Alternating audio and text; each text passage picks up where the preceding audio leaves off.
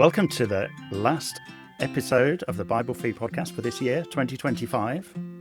I'm here with a couple of our regulars, with Dan Weatherall and Lawrence Davenport. How are you doing? Hey, I'm good, thanks. Very well. Excellent. So, those of you that have been keeping up with our recent episodes will know that we've been covering the prophets in the Old Testament. And so we want to do a final episode for this year in building on that and in a bit of a nod to the end of year season, if you like, because as we've been through the prophets, we've noted quite a few occasions when there are prophecies of Jesus, prophecies of a Messiah in many and varied different contexts. So that's what we're going to do. We're going to explore prophecies of the Messiah with Dan and Lawrence.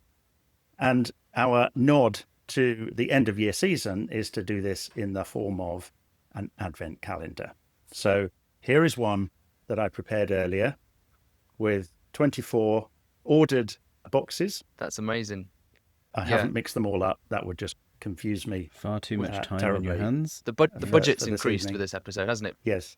Yes, put that on. Put the glue stick and the scissors onto the expense account. So behind each of those little doors, 24 in the traditional Advent calendar format, are 24 quotations from the Old Testament. Actually, I tell a lie. There are 23 from the Old Testament. One of them is from the New Testament. Ooh, okay. And special prize goes to whichever one of you identifies the one that isn't from the Old Testament. And what we're going to do with our Advent calendar is we're going to do what every kid wants to do with an Advent calendar, and we're going to open it all at once. And eat all the and go through it. So we're going to go through our 24 quotations, prophecies from the Old Testament about the Messiah. I'll throw them out to you, Dan and Lawrence, and just then listen to your erudite explanation and identification of those quotes. And if I deem those explanations worthy, They won't be edited out. then you can have a chocolate reward or some such thing. I hope you're prepared for this. Should we just display our preparation for this? Have you Go got for it. Lawrence? Mint Imperials. Okay. Okay. So you're No holding up expense we're not- spared, we're- or we the need to- foraging we're not did breaking- not. The foraging That's did right. not yield much. Yep. Not breaking the budget there, are we? So we're recording this on a random Tuesday evening, aren't we? In early December, early towards mid-December. So we're not quite into that mode where we're just stuffing our face all the time. And in our household, the chocolate is banned until the weekend. So I've had to be really quiet and careful. And I've managed to find myself So a you've small snaffled Cadbury a Dairy Milk bar, but be really quiet. clandestine bar of chocolate. Okay. Other bars of chocolate are available. They certainly are. Okay. So are we ready? Ready to crack on? As Indeed. ready as we're going to be. Okay. So we're not going to just go through 24 individual quotes. We'll group them together and see what you make of them. So we're going to start by exploring how far back these prophecies of the Messiah go in our Bibles. There's a clue there, Lawrence. Yeah, how far back? So I've got 3 quotes for you. Here we go. Let me check them in our Bible Feed Advent calendar. So the first one is this.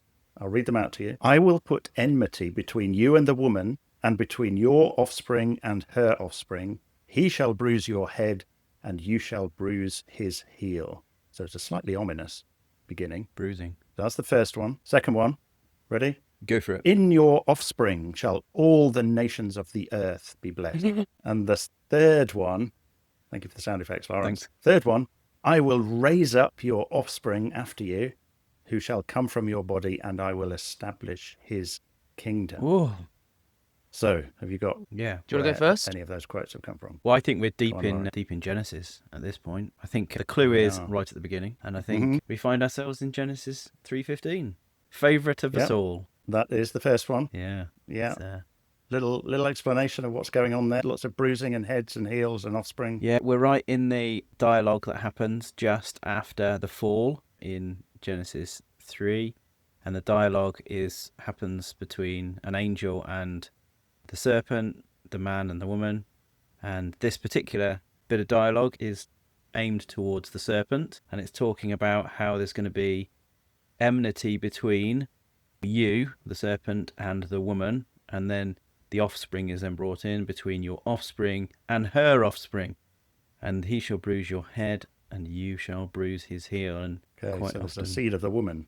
seed of the woman is very important. Interesting. Yes, seed of the woman. Where do we see that?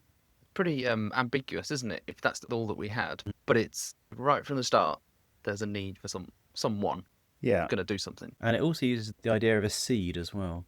which is then developed throughout the rest of those kind of promises that we get. Which leads into and the this serpent thing, which I think we're just going to have a separate episode on. Yes, please. What's the serpent all about, and yeah, what's that maybe, mean? yeah. Sorry, were you about to Oh, explain that? well, I think I was going to segue straight into the others. So I think the second for it. one, Paul, that you read out was a throw up between any of the promises to Abraham. So I had a quick look at Genesis 12, but I think it's Genesis 22, It is, yes. Well done. verse Yeah. 18. Yeah, bang on. And that was the bit where he was Yeah. sacrificing Isaac at that point. Yeah, so again, there's a blessing about the offspring, so the nation that's going to come from Abraham through Isaac, the blessings that are going to come to the nations through this nation. But there's the ambiguity, isn't there, as to whether or not we're talking about one of those within that nation, one seed, one offspring, or multiple, which is going to play a part in the New Testament era, isn't it? Ambiguity at that point, but it's Yeah. clarified So- for us, isn't it? So we Where's it have clarified, Paul? An offspring, a seed. I'm ignoring that. An offspring, a seed that is going to overcome something that this serpent represents. Then a seed, an offspring that is going to bring blessings on all nations. So there's some kind of universal whole of humanity scope for whatever this is about. And then finally, the third one. Do you remember it? Yeah, it was the I will raise up your offspring after you, who shall come from your body, and I will establish his kingdom. It's not so far back. 2 Samuel 7 job, isn't it? Yeah, that's it. 2 Samuel 7, verse 12. Yeah. Okay, got them all. Yeah. Yeah, so what's happening here is that there's another conversation happening between God is speaking to Nathan, who's a prophet. A prophet? A prophet. So we've got a prophet here. That's why we're doing this. That's what. Yeah, it's all about the prophets. But Nathan gives a message to David saying, because David wants to build a house for God, a temple, and the message from Nathan eventually is, actually, God's going to build you a house. And then he uses that phrase about that, David's seed will be on the throne and it will be established forever. And then, so have we done those first three? Yeah. I think you've done a fine job yeah. with So those. they're all sort of linked together, aren't they, with the promised so offspring? you feel free to reward yourself If I pop bank a reward for later. one reward bank. Fantastic. Okay, moving on to the next little section. So this is more about at the time of Jesus in the first century, kind of 2,000 years ago, just over 2,000 years ago. What were people expecting of this Messiah that would appear, that is promised? So, two quotes again. Let me open up. We're December the 4th and December the 5th now. So here we go. First quote is this: "A voice cries, 'In the wilderness, prepare the way of the Lord. Make straight in the desert a highway for our God.'" Okay, that's the first one. Second one: "Behold, I will send my messenger, and he will prepare the way before me. And the Lord whom you seek will suddenly come to his temple." Okay, the first one featured in one of our episodes. Yeah, we should get that for sure. Yeah, you've Isaiah literally 40. been doing an entire series on this. Yeah, so 40. Isaiah 40, spot on. Was that about Dan? You were doing the series with Paul. Yeah, so Isaiah 40 is the sort of emerging from a time of warfare. Israel is emerging from crisis, looking for the return of God as a ruler, effectively saying, isn't it? Make straight in the desert a highway for our God. That's quite a thing to expect. God is called a king, isn't he, a couple of times in the Old Testament? Yeah, and that's what Isaiah 40 is all about, isn't it? Because the Lord God comes in verse 10. Behold, the Lord God comes with might, his arm rules for him. So yeah, it's like the re-establishment of a kingdom that's been anticipated. Okay, so they're expecting not so much God himself to come along this highway. Isn't he? It's a poem. Okay. Yeah. Elaborate. Do you like that? Yeah. So poetically, it's just depicting God coming on a highway. But did that mean they literally expected him? Or were they waiting for another king to be the representative of God, like the kings before were representing God's rule? I suspect it's the latter, but I don't know.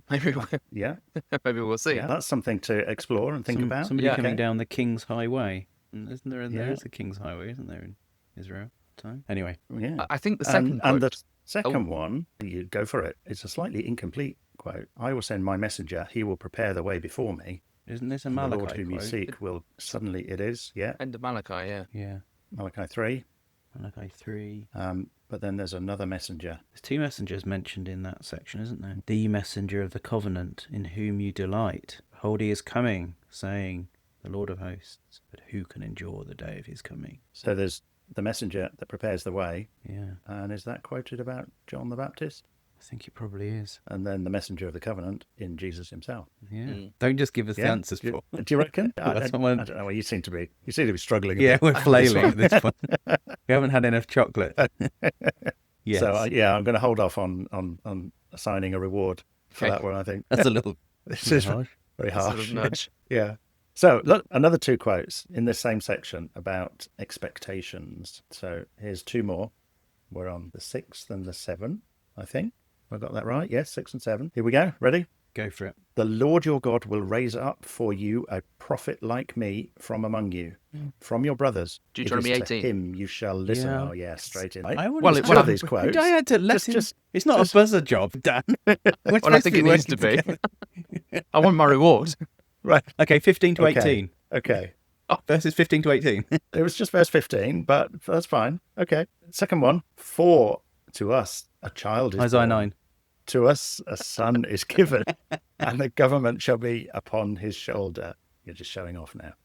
Okay, expectations. There's a prophet, a child. What's going on there? Yeah, okay. So, We might want to think about the Isaiah 9 one a little bit more as well. Some of the other things that are in that. yeah. First yeah. of all, that Deuteronomy one, as my pet subject, which is that kind of cliffhanger at the end of Deuteronomy, because you've got this figure of Moses and then handing over to Joshua, and he's supposed to be like him, but actually it doesn't quite work, and so therefore you're on a cliffhanger of waiting for a prophet like unto Moses, which I think is then quoted in the New Testament in Acts, I think, and applied to Jesus. So you've got this direct link of this thing that they've been waiting for so long in Deuteronomy is actually going to be Jesus. And I think it's when John appears, John the Baptist, the religious leaders in Israel go to him and they ask him questions and they say, are you that prophet? Elijah? Are you the Christ? Do they say, are you a king? Something. Yeah, they ask all these questions about who he is. Yeah, yeah. And going back to the idea before, you're saying, did they expect God to literally wander down the highway? They didn't. Well, they didn't ask that, did they? Oh, are you God? Who's going to come? They didn't. That's They didn't true. ask that, did they? Yeah, So that's they an weren't interesting expecting that. Yeah, and that's so. To us a child is born, to us a son is given, and the government shall be upon his shoulder, and his name shall be called Wonderful Counselor, the Mighty God, Prince of Peace. Yep.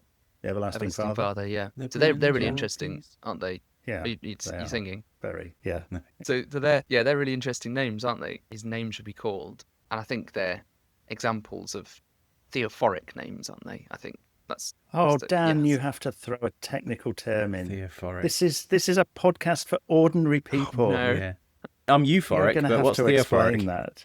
Yes, theophoric. So names that are descriptors of God, effectively, like Hezekiah, Yahweh is strength. I suppose Jesus as well.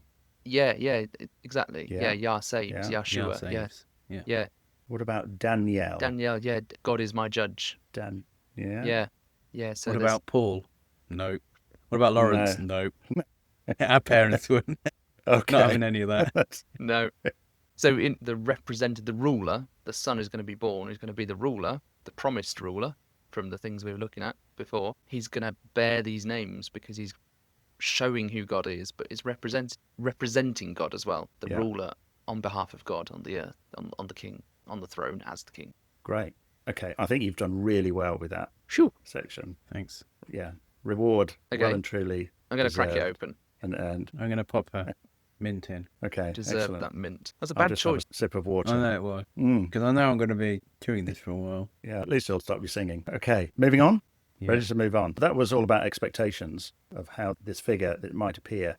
Now we're going into how he actually appeared. So just one quote to start with in this section, and then we've got some doubled up ones. So here's the first one, and this is number 8. December the 8th. Behold, the virgin shall conceive and bear a son, and shall call his name Emmanuel. That's another one So from your jumping in favourite there. topic, isn't it? Isaiah 7.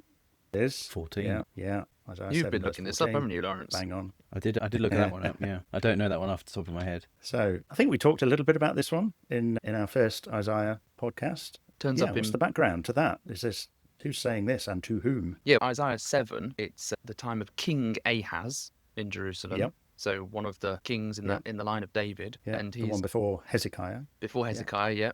And he's not a particularly great king, according to the scriptural record. Not particularly faithful or one to trust in God. And he's told that he can ask for a sign. that God is with him, and he says, "Nah, I don't Yep. want that, thanks." And then he gets a sign anyway, and the sign is that the virgin will conceive and bear a son, and shall call his name Emmanuel. And Emmanuel means God with God. us. God with us. Yeah, or God is with us. Yeah, God is with us. yeah. So that presumably, if that's a sign to Ahaz, that presumably happened. But what's this got to do with Jesus? Well, then we Wow. turn to Matthew chapter 1. Yeah, because it's reused. Yep. Recycle, reuse. So virgins don't normally conceive, No. but in the Hebrew, It's not that kind of podcast. it's a Paul. word that means young woman, which is more conceivable, if I may use that phrase. A lexical meaning to that. Yeah. Yes. So it's maybe a little bit peculiar, a bit curious Mm. that it should be picked up and definitely given the meaning virgin shall conceive and applied to the virgin birth in the New Testament. You said something about this on the first part of our Isaiah podcast, didn't you? About the I did. Do you remember what I application. said? So I'm trying to remember now. Matthew is a gospel produced after Jesus, and therefore you might say is a Christian document. And so you might say, well, they would say a virgin shall conceive because that's what they claim happened with the birth of Jesus. But what's interesting is that the Jewish Greek translation of the Hebrew also uses the word virgin, is it Parthenon or something like that? So why would the Jews think a virgin shall conceive and use that meaning when they translate it into Greek? Maybe there are all sorts of references to Jerusalem as being the virgin daughter of Zion, is how Jerusalem's described. And maybe they're thinking, we can apply that word because this is going to be someone that comes from the royal line from Jerusalem. In Jerusalem is going to appear this king, this prophet like Moses, this one on whose shoulders the government will be and have this kind of kingly name and all of that. So there's a thought. Interesting also the context of like before Hezekiah and then him coming, like the darkness that was before and then him coming in. So in the minds of Jewish believers, they would have known about that history and they would have been able to see a kind of correlation potentially as well. You mean, the people at the time of Jesus reading Matthew. Yeah, Looking reading back Matthew, but then they would have to looked back this- to yeah, the yeah, history of Israel and seen, Yeah. actually, this is a time that was dark, and then Definitely. there was a light thing that came, and temple doors were opened, and much happiness. Yeah, when Hezekiah Indeed. rescued them from the Assyrians and got the temple back working again. Yeah. And all of that communicated in another theophoric name. So there you go. That's what Emmanuel is again. Emmanuel. Yeah. Yeah. God is with us. Excellent. Okay, we're going to move on to a pair of quotations. We're at 9 and 10, making good progress. So here we go. Again, in this theme of how Jesus actually appeared in his birth. But you, O Bethlehem Ephratah, who are too little to be among the clans of Judah, from you shall come forth for me one who is to be ruler in Israel. That's the first one. Second one is this. Glory to God in the highest, and on earth peace among those with whom he is pleased. Is that your? I think that's Is that your sneaky cheeky one, isn't it? That your cheeky one, isn't it? You've Yeah, got it. that's- You've got it. Yeah. Sticks out like a sore thumb, So that- doesn't it? Is that the one in Luke? Luke. That's in Luke Yeah. too. Yes. So the first one first. That's Bethlehem. done somewhere in Micah, isn't it? Yeah, Micah. I don't know where. Micah 5. Which chapter? Micah 5. Oh, yeah. So what kind of a place is Bethlehem? Too little. Just Small a little and place. insignificant. Just little. Yeah. Just little. Yeah. And on the subject of the humble origins, what's the event around which those words from Luke 2 are said? Glory to God in the highest, and on earth peace among those with Isn't that when shepherds were around? Yep. Yeah. Those were words said to the shepherd. Yeah. And then they went and saw him later. Yeah. Yeah, so quite an interesting contrast. Bethlehem, this kind of insignificant place. Carry on, Dan. Yeah, You're about to speak. I've got a slight question, slight thing minor tangent, because that verse in Micah 5:2 talks about, from you shall come forth for me one who is to be ruler in Israel, whose coming forth is from of old, from ancient days. Now, which I see quite often get shared around as if that shows that this ruler has already existed from eternity, from ancient days. But it doesn't read to me like that. It's more. I wouldn't read it like that, but maybe. Yeah. We are coming from a certain bias, though. We maybe I'm are, and biased. we need to acknowledge that for sure.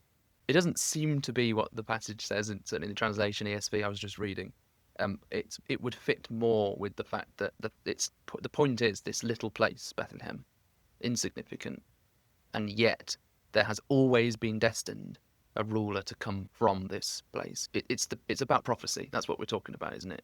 And I think that's what it. As we've seen right from Genesis chapter 3. Yeah. So I think that's pretty clear. But just look out for that. Isn't there some link Okay, with good. Ruth and Bethlehem as context for? Is that in Ruth? Yeah. So talks Ruth about- is the Moabitess who Does she go to Bethlehem? comes back. Yeah. Yeah, That's yeah. where she meets Boaz Yeah. Yeah. and the incident in the barn. That's what we're calling it now. Which we'll cover in another episode, Yeah. maybe. Yeah. It's very Okay, so there is a interesting. link there then with this But that, in the And it's the history line of of David. in the line Yeah, of David. Ruth is- yeah. is the In the line of Jesus. Exactly. Yeah. And grandmother, Matthew 1 again. great grandmother of Yeah. David. Mentioned in the Matthew Yes. Yeah. genealogy. Yeah. It's one of the peculiar standout. Yeah, moments. so again, I suppose in that genealogy, there's all sorts of odd things. There's a number of women Yeah. mentioned, and not that women are odd, but the circumstances around them. the circumstances are Yeah. unusual and not what you'd see in a typical king list. And so there's this whole picture of the origin and place from which the Messiah Jesus comes is not what you'd expect, humanly speaking. Not coming from a great city like Jerusalem, but from a tiny little place, and coming from non-Jewish people in the line of David. Yeah, interesting. But still, according to the angel that spoke to the shepherds, glory to God in the highest. This is glorifying God in the appearance of this one that was prophesied. Okay, are we ready to move on? Yes. I am. Yes, excellent. Okay, 2 more quotes. Are still in this kind of how Jesus appeared. So here we go.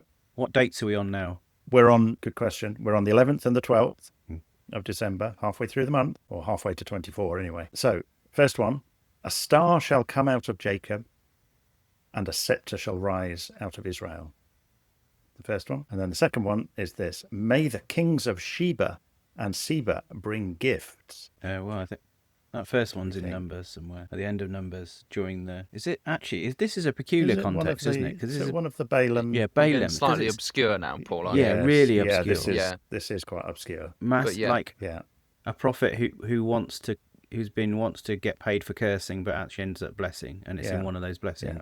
Yeah. Yeah, Balaam. So it mentions a star, although it sounds like the star's talking about the individual, the scepter, Yeah, and the scepter is linked often with Judah in the blessings of the Jacob. royal tribe. Yeah. And then gift from some places that sound a bit eastwardly. Exotic. So I've gone to Isaiah 60, okay, which is very similar, but not what you quoted, okay. But it No, says, it's not. a multitude of camels shall cover you, all those from Sheba shall come, they shall bring gold and frankincense, and shall bring good news, the praises of the Lord. There's this idea of gifts being flowing to the nation of Israel, but I think that's what you're referring to.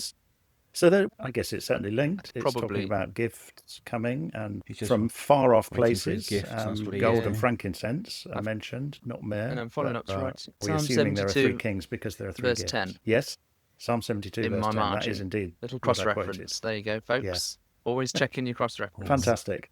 Okay, so where did these magi go in order to seek the one that they thought they would find? That place of humility. No, they went to Jerusalem Yeah. first. Come on, Lawrence. Yeah, okay. They went He's to not going to get a Jerusalem reward, first. is he? Oh, Yeah. no. Yeah. That's it. I don't know, mate. Take Don't that know mint my imperial out. I'm only going to be banned from the nativity play now. You're, I'm going to turn up in the wrong place. You're in negative equity with your rewards. Take that one out, please. So, yeah, they went to Jerusalem expecting that would be where they would find this new ruler, but he's not there. Yeah, that's instead, interesting. the star leaves them. I actually just really offered a tangent. There was an article in the Times today, the Times newspaper, about an astronomer who has found evidence in Chinese astronomical records of a comet in 5 BC, which came very close to the Earth, so close, in fact, that as it passed the Earth, its speed would have matched the rotation of the Earth for a short while, and so it would have appeared to just hang in the sky. So Very that's nice. interesting, isn't it? Yeah. That describes what the Magi saw. So have we done that? Have we done that little bit? I think we've done that, yeah. What do you think, Lauren? I'm not convinced by your explanation of... You're like, okay, Yeah. okay, it's All out there. Yeah, To, okay. Let's move on. So final 2 quotes in this section. Here we go. You ready? Mm-hmm. A voice is heard in Ramah, lamentation and bitter weeping.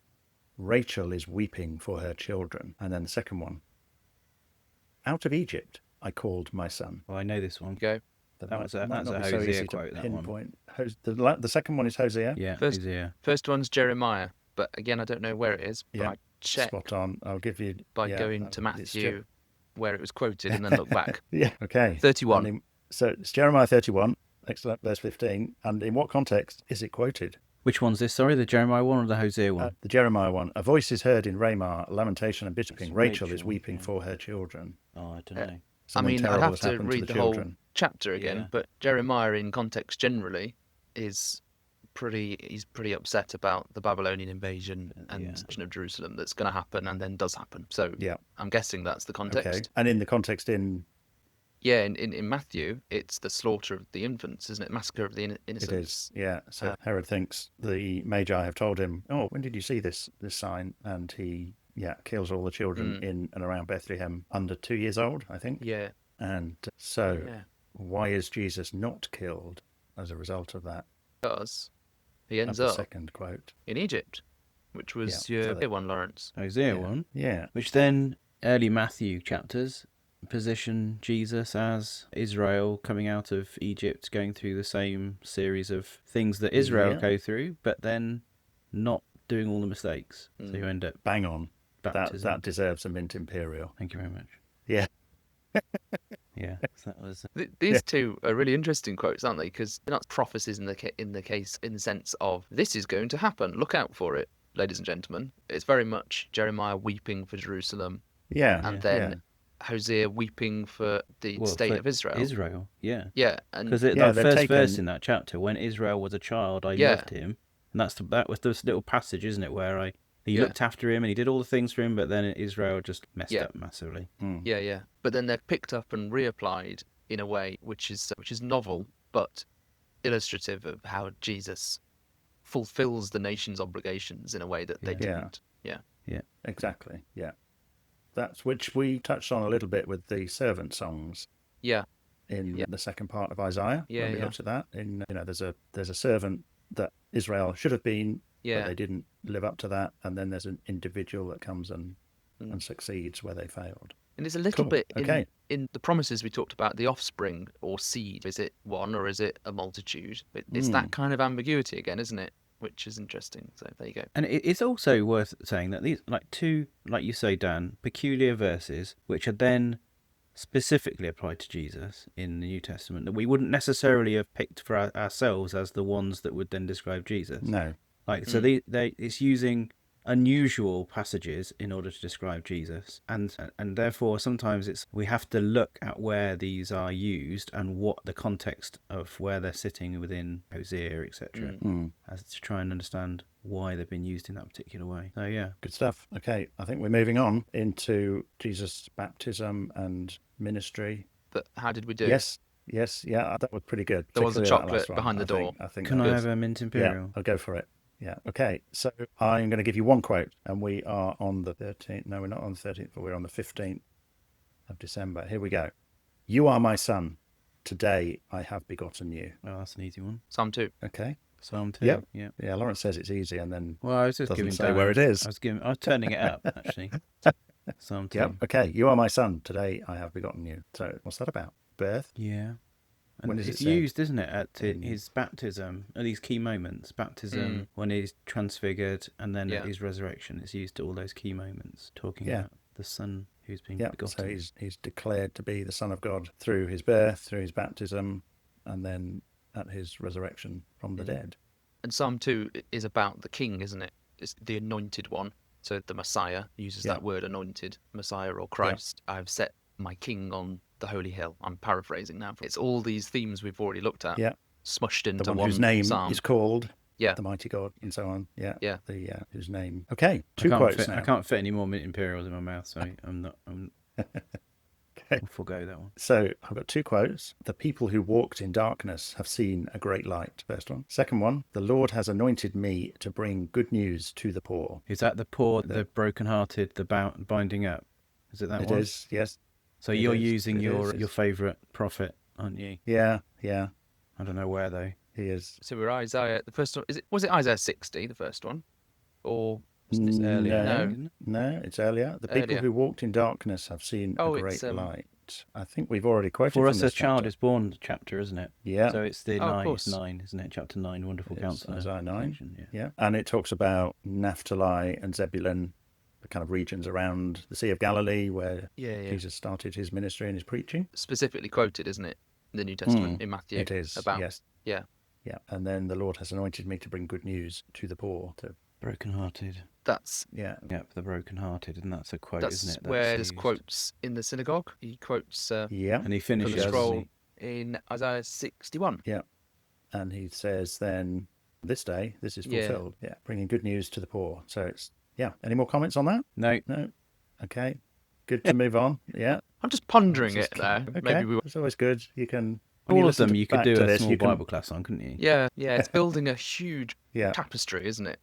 But yeah, maybe we need to move on. Let's move on then. So we're going to move into the later part of Jesus' life and work, his suffering and resurrection. So one quotation, first of all. Behold, your king is coming to you, righteous and having salvation is he, humble and mounted on a donkey.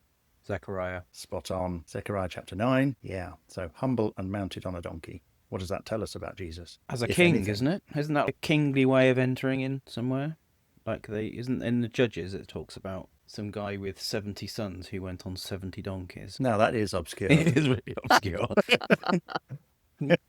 I can probably find it though. Don't worry, Lawrence. Okay, I'll leave it there. That's for another episode. Yeah. But yeah, the yeah. donkeys in scripture. But it's emphasising humility again, isn't it? I think. just say humble Yeah. and mounted on a donkey. Yeah. Yeah. So he's not grasping power despite all these things that are said about him and what his role would be. He's not grasping power. Okay, 2 quotes now. The stone that the builders rejected has become the cornerstone. Okay. Second one, he was despised and rejected by men, a man of sorrows and acquainted with grief. That's Isaiah 50. That's our friend Isaiah again. Isaiah 53. Isaiah 53. Really good. Yeah. First one. The first one is a psalm, isn't it? And Yeah. I'm just trying to remember what. Is it Psalm 22? No, it's No. verse 22, Psalm 118. Oh, it was 116. Yeah, I was close. Yeah. Yeah, that's pretty close. Okay. Yeah. Half a dairy milk square Thanks. for that. Okay. So these are, so it's getting a bit darker. Yeah, Now, so what this- do we think about these? This is when, so that's quoted in Matthew, isn't it? Where he's going to be rejected, or the people, Yeah. the nation is basically rejecting him. Yeah. And it's the moment where he says, I think the kingdom will be taken from you and given to a nation bearing the fruits thereof, or something like that. Yeah. So yeah. Yeah. So even though he's coming with this good news, binding up the brokenhearted, and this is glory to God, even coming in that manner, the people turn against him and reject him, or most people do. Yeah. He has a small band of disciples that see Yeah. him for what he is, much like today, maybe. So anything else on that? Yeah, there's, Well, I isn't mean, this in the Isaiah section- 53 is just, one to ponder on. This part of Isaiah is talking a lot about servants as well, isn't it? So it fits into that. What does the it's servant one of of those God servant songs. look Yeah. like?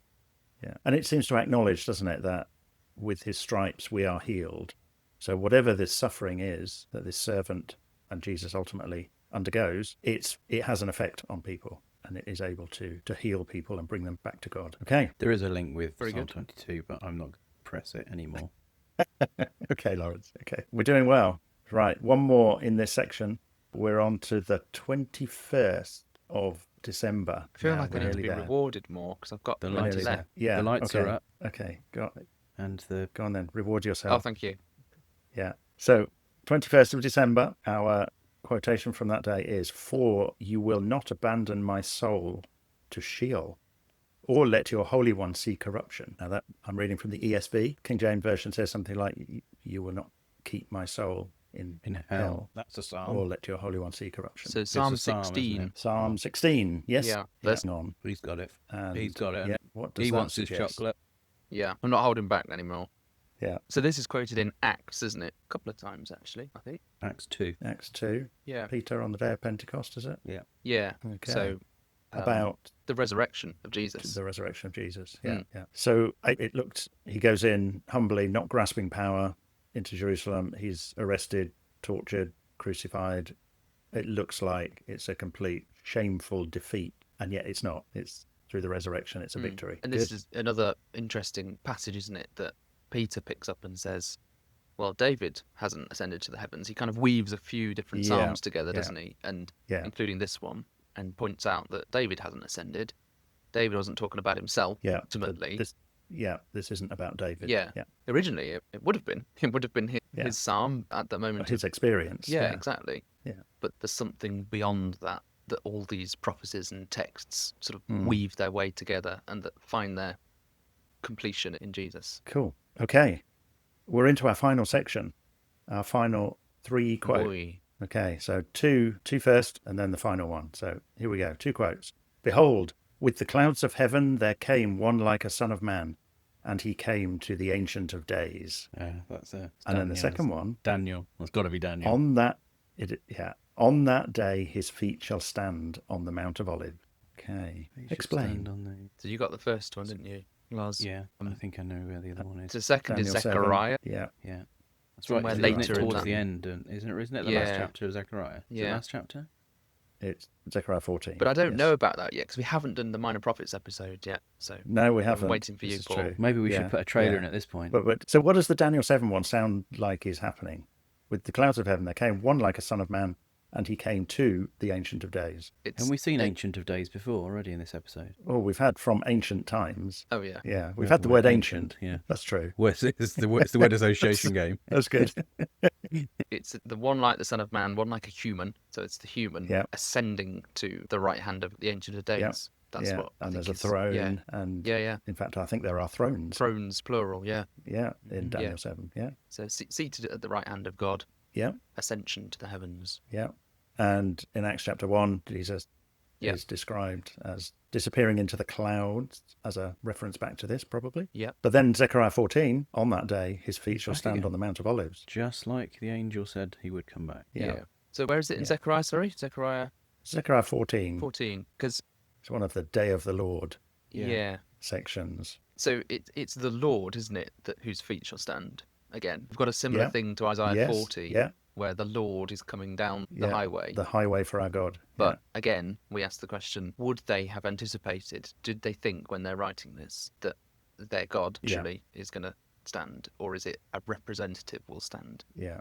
The one like a son of man who has been elevated to the throne and is fully representative of and God. in Daniel 7, the Son of Man is given all authority, power, and dominion. So he's ruling on behalf of God. Yeah, but Mount of Olives is a physical place on earth Yeah. where his feet will stand. So this is something that's going to affect life on earth. Yeah. And that brings us to our final quote, Christmas Eve, December the 24th. Reward myself one more time. Ready? Before we get to that. Yeah, the first, you need to be quick with this one. Here we go. His delight shall be in the fear of the Lord. He shall not judge by what his eyes see. Oh, Isaiah 11? Get that one quite quickly. Yes. Yeah. Yeah. Spot on. Isaiah 11. Is that the describes shoot you, at out of the shoot of Jesse? Is it that bit? Yeah. And he will rule in the spirit of the Lord will be upon him. Spirit of might and righteousness and so on. Perhaps we should actually open it up and read it properly, because it's a good one. It's Isaiah again, Isaiah 11. There shall come forth a shoot from the stump of Jesse, and a branch from his roots shall bear fruit, and the spirit of the Lord shall rest upon him, the spirit of wisdom and understanding, the spirit of counsel and might, the spirit of knowledge and the fear of the Lord, and his delight shall be in the fear of the Lord. He shall not judge by what his eyes see, or decide disputes by what his ears hear, but with righteousness he shall judge the poor, and decide with equity for the meek of the earth. I could go on. He shall strike the earth with the rod of his mouth, and with the breath of his lips he shall kill the wicked. Okay, let's get the complete picture there. It's the scepter out of Judah again coming out. Yeah. In that judgment. Yeah. So Any thoughts on that? This would have been probably one part of the prophecies that would have been looked at. I don't know, I'm surmising, but they would have looked at that and said, yeah, we're going to have a ruler. He's going to do this. It's going to be great.